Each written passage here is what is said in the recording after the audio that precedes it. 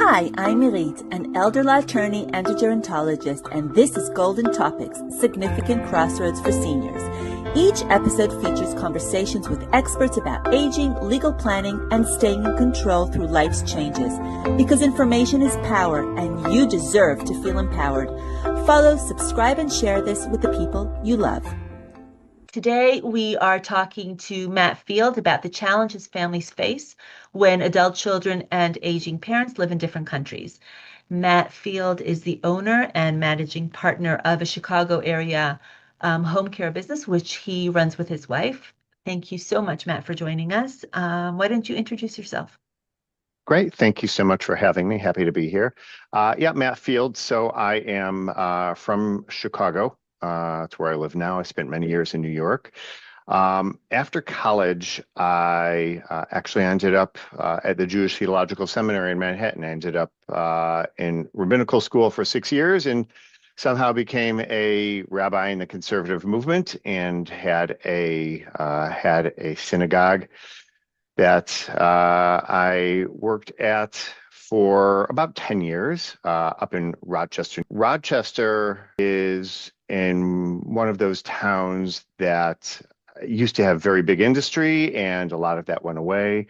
And so the town suffered the consequence. So their big industry used to be Kodak back in the days when we used film in our cameras, and used to employ tens of thousands of people just in Little Rochester, New York. And when we left, approaching 14 years ago, it was less than 5,000 people.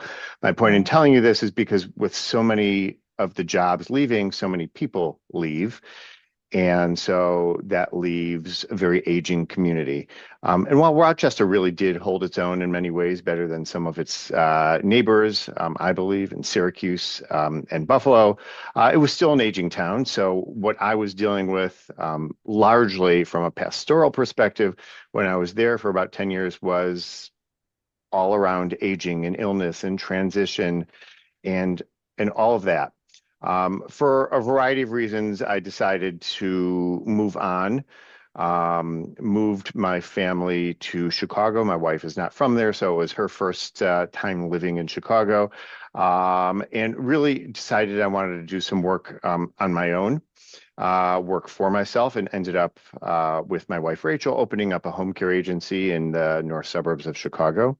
And almost 14 years later, here we are. Believe it or not, there's a lot of carryover from the emotion and all of that clergy deal with when they're serving families who are going through such transition. It's a lot of the same emotion, the same conversations. As somebody said to me last year, this is my rabbit now, and in some ways it is, I suppose. Although I've brought some of that back through some writing and what have you. Anyhow, I'm happy to be here. That's really the very quick version of my story. We take care of our community. That's what we do here. It's a very nice thing to do. So let's start. What are that's my biggest question. What are the biggest challenges families face when adult children and, aging parents live in different countries?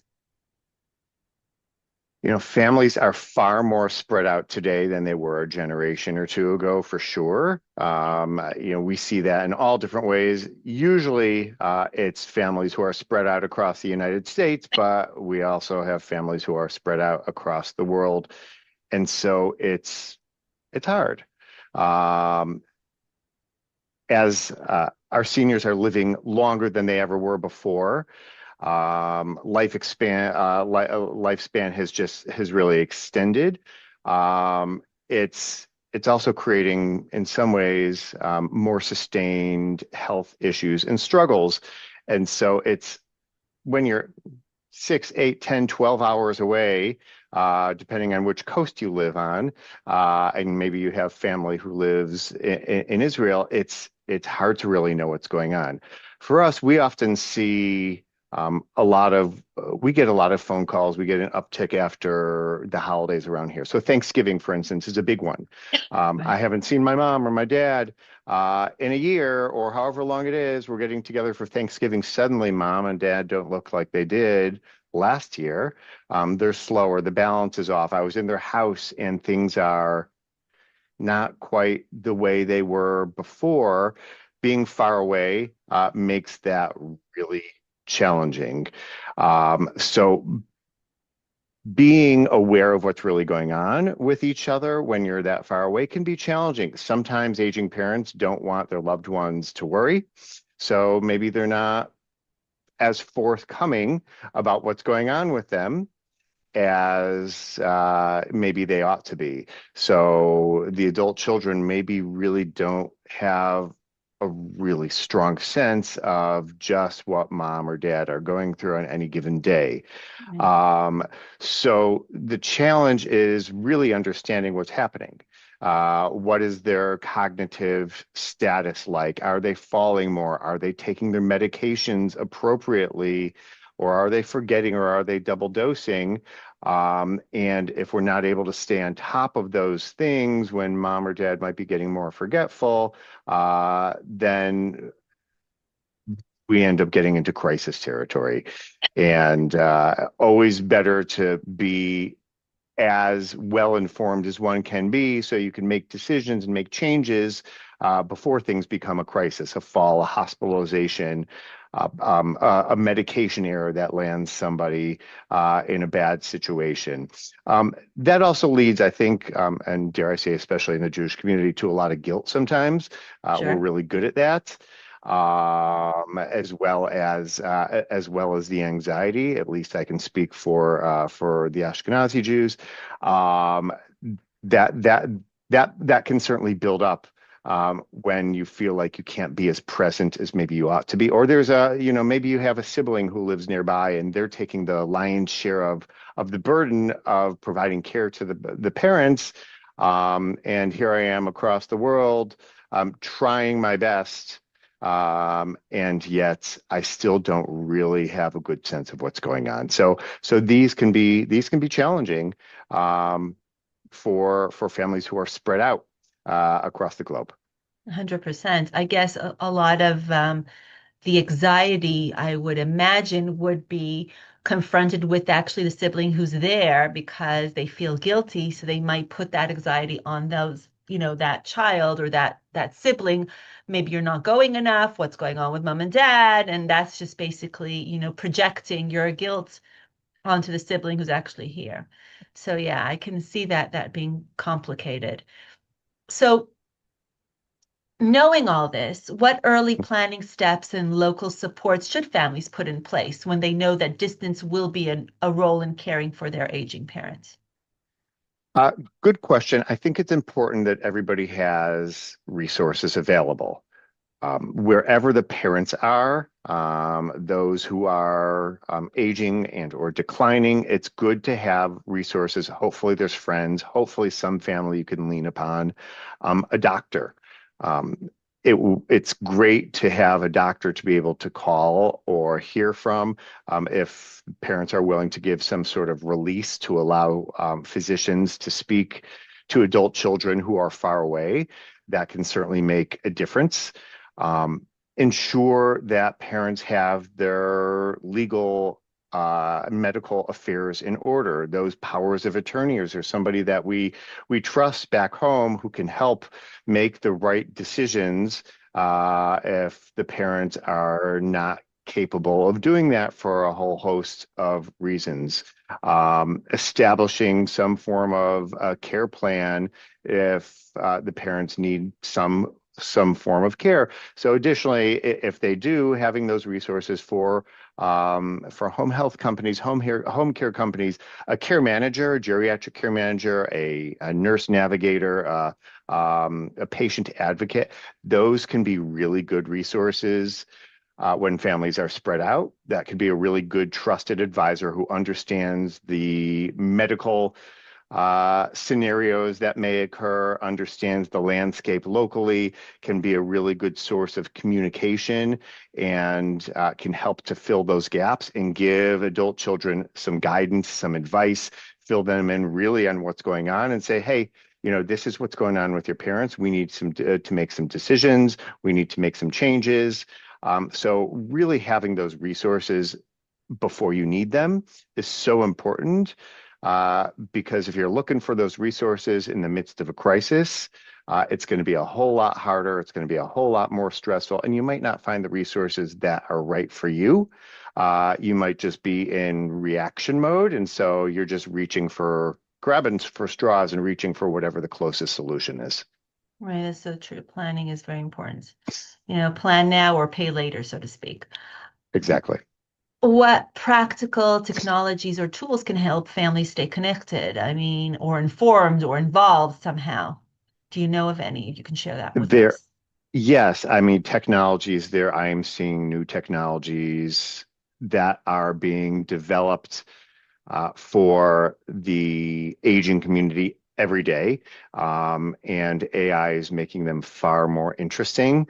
A whole bunch of them are being developed all around you. I'm sure in Israel, I've seen some interesting things coming out of Israel. From the more basic, honestly, Zoom, FaceTime, WhatsApp, whatever it is, so that there can be not just that phone call, but the eyes on check-in, being able to see what one's parents look like might give us a little more indication on what's going on with them, might set off some red flags for us. Fall detection devices and emergency response systems, those are becoming much more interesting now with AI and with just the development of wearables. If somebody falls, you can be detected, you can be alerted. That's great. But now what we're starting to see are wearables that will um, learn all about the wearer's patterns and behaviors and schedules and routines. And when things are off, it will report on those. So some of these technologies have been known to pick up things like UTI, urinary tract infection in its early stages, just from seeing that somebody's going to the bathroom a whole lot more frequently than they used to. Even strokes and other things that just help. They understand the baseline, and they can identify possible triggers to, maybe it's not a crisis, but it's something that's brewing. So it allows us to take that next step to, if there's a care manager, to call the care manager, to call the physician, to call the sister or the brother who lives in town, saying, did you notice this? I'm noticing this. Medication reminders, there are devices big and small. Those are great. Video doorbells, those are super important. I think, especially today, it keeps people safe. There's a track record of who's coming and going. So, let's say there's, caregivers coming and going. At least now you see somebody coming and going, and when they're coming and going, having eyes on just provides additional safety. There's been even some, we'll see. I don't know how I feel about it, but some interesting AI technologies that have been developed to offer companionship to seniors who are either, shut in, or those with developing cognitive issues. I mean, I've had some real conversations with some of my AI bots in the past a few months or so, and they can feel very natural, maybe a little scary in some ways, Yeah. but also for somebody who is maybe a little bit more alone, and isn't able to get out. Maybe, just maybe, those things offer some activity, some exercising the brain, some ability to just speak to somebody, even if it's not real.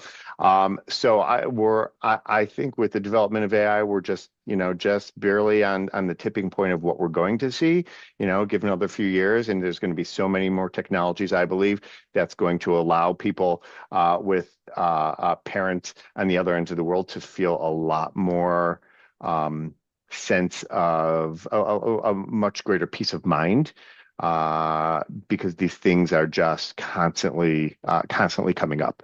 There's another technology I've seen also, AI. It listens. There's no video, there's no camera. It listens and it picks up keywords and triggers, and similarly will give reports on what's going on with mom and dad, and pick up possible UTIs and other issues. We had such a device in my wife's grandmother's home a number of years ago, and we were alerted that she called 911. We were out of town. We were in the Dominican Republic. Nobody in the family knew, but we did. I believe technology is really going to help us feel a lot closer than we are when we can't be there at all times. That's so true. I mean, who knows how AI is going to get evolved with all this. You might be able to sprint yourself, so to speak, to see your parent actually sitting in their living room at that time when, when with AI, anything can be possible. That's true. Um, I actually am wondering about what you said regarding, talking to a bot or some sort of computerized system. I don't know if it's such a bad idea. I mean, it stimulates the brain because, sitting by yourself or, locked in your house and not being able to move a lot can cause a lot of distress for people. Um, and when they feel isolated, that can also decline their mental incapacitation very, very quickly. So having somebody or something to be able to talk to is actually not so bad. Yeah, and it's not uncommon for years to see somebody with dementia with a baby doll or a stuffed animal, and they find real comfort in that. We had this client for a number of years whose baby was a baby Yoda doll, Yoda from Star Wars, and she always had this doll with her. She would even, put it in her shirt or in her dress sometimes and pretend that she was pregnant. And it just brought solace to her, just brought a sense of comfort to her. Um, and that wasn't something that can respond, obviously. That was Right. just a plush baby Yoda. I would imagine so much more so with something that can respond in a way that feels natural and human and sounds natural, could go so much further in offering that sense of comfort. And perhaps some of these technologies also can draw upon what some other things that bring somebody comfort, such as specific music or other things that they've enjoyed over their lives. So yeah, I think those tools are really important. I agree. I agree. How can families navigate, difficult dynamics when and that's really a big question. When siblings are not aligned or when some children feel less involved or are less involved? I mean, I'm sure there's a lot of tension that can, rise to the surface, a lot of emotional baggage that also rises to the surface, even either between the siblings or even something to do with maybe that parent that they didn't actually resolve before the parent became either living far away or becoming incapacitated. Yeah, that can certainly be challenging. And I have been sort of confronting this throughout my entire career, even when I was working as the rabbi at a synagogue, similar sorts of things.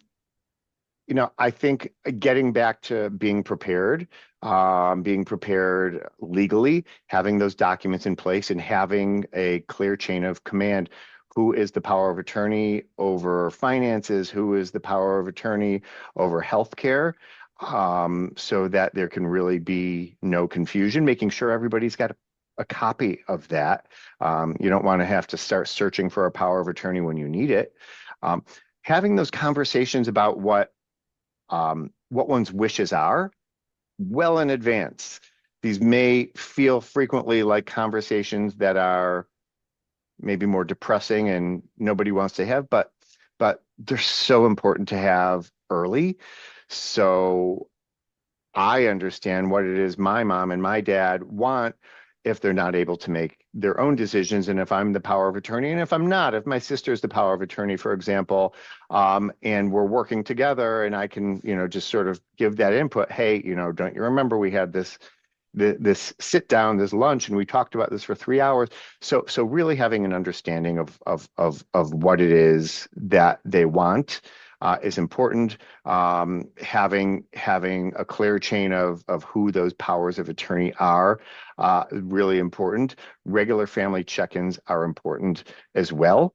They're spread out. I mean, have that call on WhatsApp or Zoom or whatever it is with everybody every now and then. Might not always work frequently for everybody's schedules, but a couple times a month perhaps, so everyone could sort of be on the same page. We can both have eyes on mom and dad at the same time. You might be in the same room, and I'm on Zoom in Ramat Gan, uh, but I'm seeing what you're seeing, and we're going to have a little bit of a call after this to say, well, this is concerning. Um, and look, sometimes families can just go head to head for sure. In which case, I think it's important to always remember that the goal is to advocate for mom and dad. But more than wanting to impose our will and our best guess about what we think is best for mom and dad, really, I believe the goal is to try and fulfill that role of substitute judgment. Based on what I know about my mother and my father, or whoever it is, the conversations we had, the paperwork we have, if they were able to make their own decision, what would they decide? That's my responsibility to be that role for them, to be that person for them, not to simply impose upon what I would like to happen. It's a big question that can come up frequently in the hospice conversation. Look, I want mom and dad to live forever. I'm never going to agree to hospice. Well, sometimes that might be the way to provide the greatest quality of life for whatever time they have left. So sometimes if there's not an agreement, it's important to take that step back and really try and channel that the will of one's parents, and really try and express that and make that point known to the family, anybody who's involved in those decisions. I totally agree with you. Okay, so what advice would you give somebody making Aliyah while their aging parents remain in the US? That's a really big question. I get that a lot from my clients. I think I would get back to some of what I said before. It really have resources available. Have a community built in wherever you're leaving, so that you can rely on somebody, so that you can speak to somebody, you can call on somebody in middle of the night or whenever it is. Should you get that call in the middle of the night that mom or dad fell, have those doctors ready, and the technology in place. Plan as best as one can those regular visits. Have a plan for emergency travel plans for those God forbid moments. Somebody ends up in the hospital and you want to get home as quickly as possible. Know how you're going to do that. Certainly in times of war, that becomes a whole lot more challenging. So be aware of that, and um, reinforce your resources back where mom and dad are. And if the aliyah is the other way, if mom and dad made aliyah at an older age, same thing, have those resources available. And, like times like this, where, somebody might need to respond to sirens going off, think through that and have those resources available, because many times our parents are not able to move as quickly as they used to be, or safely, or with the same amount of stability. And what we definitely, of course, don't want to happen is somebody running to the bomb shelter and having a fall or having some other sort of crisis. So really thinking through those contingencies, having those resources available, and just always having somebody to call that you can rely on, who can be there, who can stop by a lot quicker than we can get there from overseas.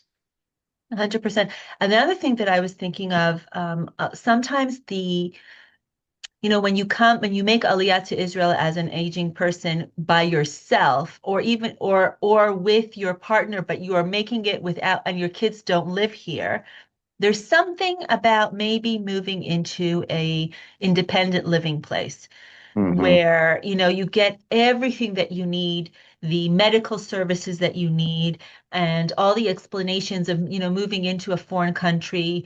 You don't really know the language so well, and you have somebody there to help you navigate the whole system.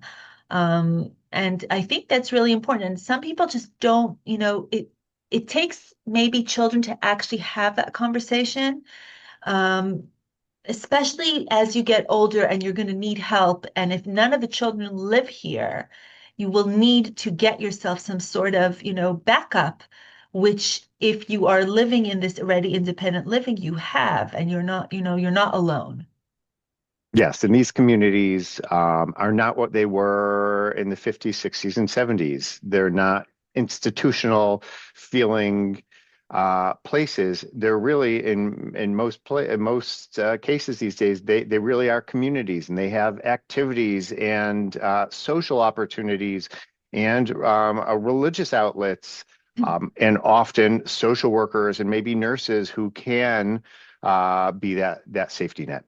100%. I think that's really important. And the other thing that you mentioned about, I think transparency is key. As you said, having everything from a legal point of view, from a medical point of view in place, and those conversations are not fun.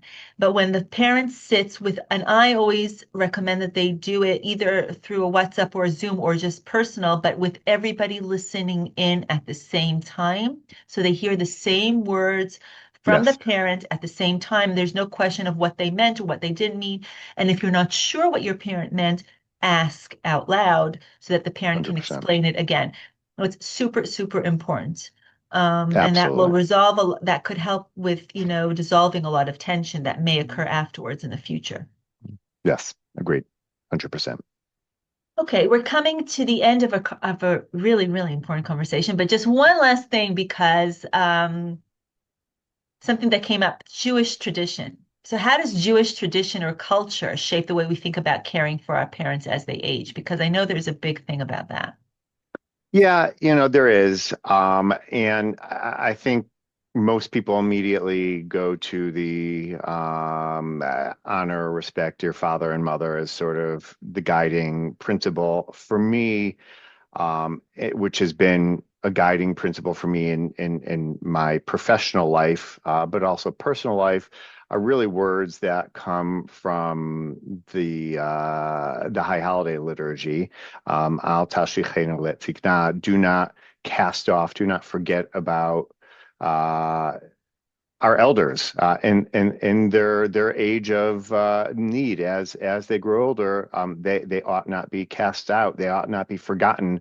We really need to make a conscious effort to be including them in our lives, in our decisions, in our thought process. In our daily routines. I haven't spoken to them in a few days. I ought to call them. Um, Doing so, I think, helps us to ensure that we are doing our best to offer them dignity and safety and building care systems when distance exists. Um, Remembering them doesn't mean necessarily harassing them and bothering them and nudging them every 10 minutes, but it means being emotionally present even when we can't be physically present. I agree. I agree. I think it's really important. Also, you're setting an example for the younger generation. The way you treat your elders are going to be the way they treat you when you get old, and everybody else. Everybody at some point is going to get old. Um, and so, setting an example is really important. Absolutely. Absolutely. Well, this has been really, really lovely. Thank you so much, Matt, for joining us. It's been a Thank really you. important conversation. Thank you very much, all of you, for participating in this conversation. Have a good night, stay safe, and looking forward to seeing you in my next episode. Good night. If you're facing one of life's important crossroads, like planning your will, an enduring power of attorney, or a financial agreement for a second marriage, I'm here to help. To get in touch with me, visit my website, lawmirit.com. I've put it in the description below.